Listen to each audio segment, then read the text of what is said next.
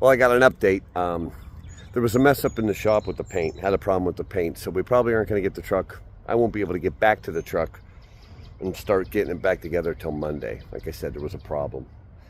In the meantime, I got a call from my sister that my nephew was in an automobile accident. I was going to grab my buggies and take him for a ride, and I got a call from her, so I had to drive up to Pittsburgh.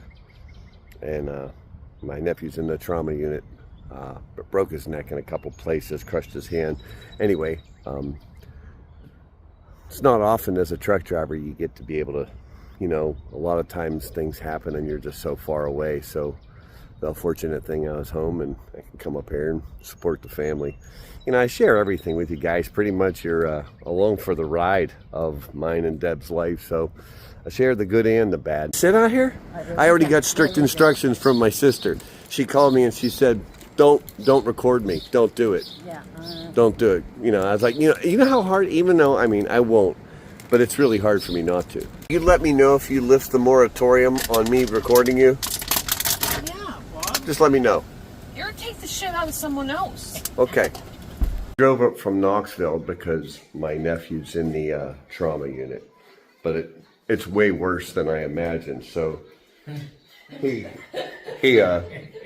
so what had happened is he wrecked his car. He went through a telephone pole and into a building. But the worst part is he was ejected out of the vehicle into a poison ivy patch. And that's what he's got poison ivy.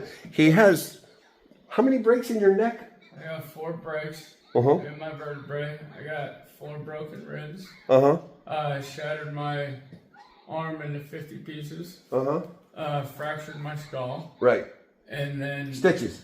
and then I got 4 staples and then a bunch of stitches in my hands. You can't count how many. But he lost a lot of mobility. Let me see you They wiggle.